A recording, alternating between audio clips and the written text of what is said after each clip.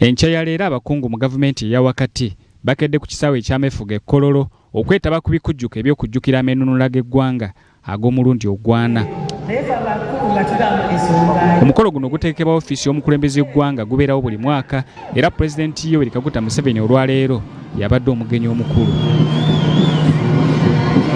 Pulezidenti Museveni bw'atuuse e Kololo asoose kulambulanyiririza abasirikale okuva mu bitongole eby'enjawulo ebikuuma ddembe so ng'era bano era boolesezza obukugu n'obumanyirivu mu nsonga ez'enjawulo.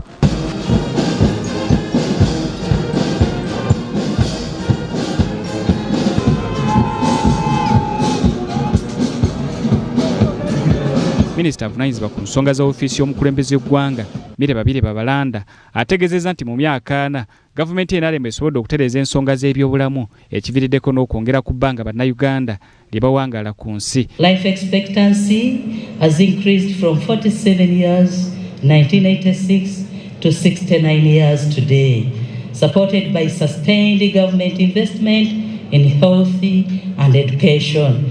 Ebikujjuko eby'omwaka guno bituukidde mu kiseera ng'eggwanga lyakamala okuvuunuka ebyobufuzi ebyavaawo mpitewo.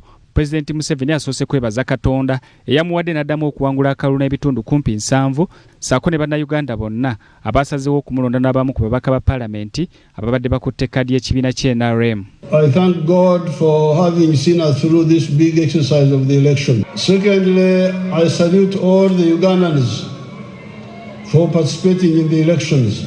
Thirdly, I thank all the NRM members for supporting the NRM and its flag bearers. Museveni ategeezezza nti ekimu ku ebyo gavumenti y'NRM byeenyumirizamu mu myaka 8 kwe kutereeza eby'enfuna by'eggwanga bw'ogeraageranya n'embeera gavumenti y'NRM gye yabisangamu mu mwaka gwa 1986. Now the economy of Uganda has recovered and gone through 5 phases. Eby'enfuna bya Uganda bikyuse kinene nnyo era biyise mitendera 5. First of all, minimum economic recovery. Okusookera ddala waliwo entandikwa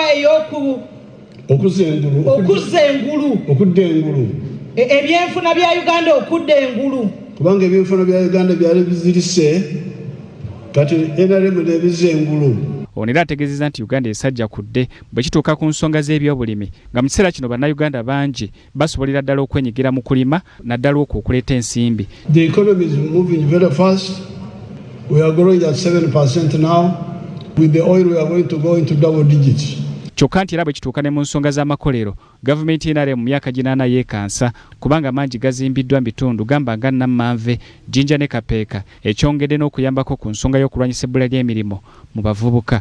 That's why somebody told me that when you go to the supermarkets now 65% of the products are made in Uganda.